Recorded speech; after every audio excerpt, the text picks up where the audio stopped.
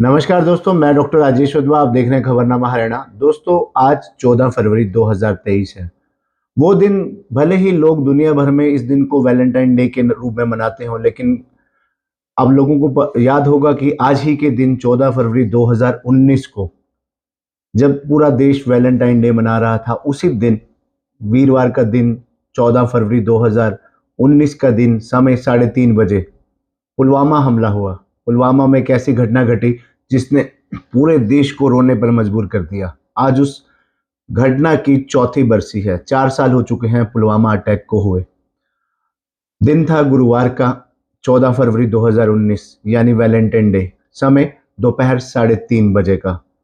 करीब दोपहर के 3:30 बजे थे। जम्मू श्रीनगर राष्ट्रीय राजमार्ग पर करीब 2500 जवानों को लेकर 78 बसों में 78 बसों में सीआरपीएफ का काफिला गुजर रहा था।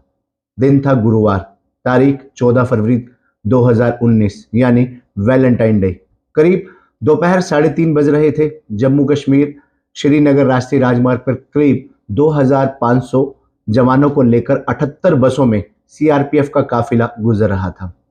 सामान्य दिन की तरह उस दिन भी सीआरपीएफ के जवानों का काफिला अपनी धुन में ही जा रहा था। हालांकि घाटी में आतंकी गतिविधियों को देखते हुए पूरी सतर्कता बरती जा रही थी। कर्मचारी सतर्क थे।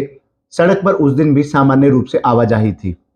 सीआरपीएफ का काफिला पुलवामा पहुंचा ही था, तभी सड़क के दूसरे साइड से सामने से आ रही एक कार ने सीआरपीएफ के काफिले के साथ चल रहे वाहन में टक्कर मार दी। जैसे ही सामने से आ रही एसयूवी जवानों के काफिले से टकराई और जब जब तक सीआरपीएफ के जवान कुछ समझ पाते, तब तक विस्फोटकों से लदी इस कार ने ऐसा धमाका किया जिससे पूरा देश दहल उठा। और इस तरह 14 फरवरी का दिन भारतीय इतिहास में काला दिन साबित हो गया। आज उसी पुलवामा अटैक की चौथी बरसी है, यानी 4 साल इस घटना को हो चुके हैं। सड़क के दूसरी तरफ से आकर जब आतंकी की कार ने सीआरपीएफ के जवानों के काफिले के एक वाहन में ऐसा जो टक्कर मारकर एक ऐसा जोरदार धमाका किया जिसमें न केवल देश के वीर जवान शहीद हुए, बल्कि उस बस के पूरी तरह से परचक्के भी उड़ गए। यह हमला था या कुछ और, ये बात जब तक भारतीय जवान समझ पाते, तब तक आतंकियों ने उस समय गोलियां बरसानी शुरू कर दी थी। इसके बाद भारतीय जवानों ने तुरंत अपनी पोजीशन ली और काउंटर फायरिंग भी शुरू कर दी। सीआरपीएफ जवानों की फायरिंग को देखकर उस समय आतंकी वहां से भाग निकले, क्योंकि उस समय भारतीय सीआरपीएफ के जवान उन आतंकियों पर भारी पड़ चुके थे। लेकिन जो धमाका हुआ, वो धमाका इतना जबरदस्त था कि कुछ देर तक हर ओर धुआं ही धुआं हो गया। जैसे ही धुआं हटा, वहां का जो दृश्य था एक इतना भयानक भयावह दृश्य था कि पूरा देश उस दृश्य को देखकर रो पड़ा। उस दिन पुलवामा में जम्मू और श्रीनगर राष्ट्रीय राजमार्ग पर जवानों के शव इधर उधर बिखरे हुए थे। चारों तरफ खून ही खून और मांस के टुकड़े दिखाई दे रहे थे। जवान अपने साथियों की तलाश में जुट गए। पूरे देश में हाहाकार मच गया, क्योंकि तब तक हमारे देश के 40 बहादुर जवान शहीद हो चुके थे। कई जवान घायल अवस्था में तड़प रहे थे। सेना ने बचाव कार्य शुरू किया और तुरंत अस्पताल उन्हें ले जाया गया। बचाव कार्य और सर्च ऑपरेशन दोनों एक साथ चल रहे थे। इस हमले को अंजाम देने वाला आत्मघाती हमलावर आतंकी आदिल अहमद डार था। आतंकी आदिल अहमद डार उस कार को चला रहा था जिसमें विस्फोटक थे। उसने खुद को इस हमले में उड़ा दिया।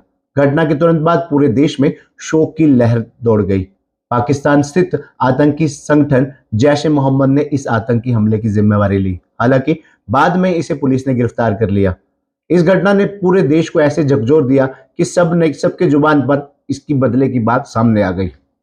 सभी आतंकियों से बदले की बात कर रहे थे। मीडिया और सोशल मीडिया भी सरकार पर दबाव बना रहा था। हर नागरिक, सिविल सोसाइटी और विपक्ष की आतंकवादियों और उसके आका पाकिस्तान से बदला लेने की बात कही जा रही थी। फिर आखिरकार ऐसा हुआ भी। भारतीय सेना ने पुलवामा हमले के ठीक 12 दिनों बाद आतंकियों पर हमला किया। पुलवामा हमले के ठीक 12 दिन बाद 26 फरवरी को भारतीय वायुसेना ने पाकिस्तान स्थित बालाकोट में आतंकी संगठन जैश ए मोहम्मद के ठिकानों पर एयर स्ट्राइक कर दिया। इस एयर स्ट्राइक में भारतीय वायुसेना ने इतनी बम वर्षा की कि उसके आतंकी ठिकाने पूरी तरह से ध्वस्त हो गए और करीब 300 आतंकवादी मारे गए। इस तरह से भारतीय वायुसेना ने बालाकोट में आतंकी शिविरों को नेस्ताभूत करके पुलवामा अटैक का बदला ले लिया। इन दो घटना के बाद भारत और पाकिस्तान के बीच तनातनी खूब बढ़ गई। बता दें कि भारत ने पुलवामा अटैक में शामिल सभी आतंकवादियों को धीरे धीरे मार गिराया। आज 14 फरवरी है, पुलवामा अटैक की चौथी बरसी है। ऐसे में जहां देश भर में वैलेंटाइन डे मनाया जा रहा है, ऐसे में उन शहीदों को भी शहादत देने का अवसर है कि हम सभी देशवासी शहीदों की शहादत पर अपने श्रद्धा सुमन अर्पित करें। अपने नहीं जो जितने भी आपके संस्थान, आपके घर के आसपास शहीद स्मारक है, वहां जाकर शहीदों को अपनी श्रद्धांजलि दें।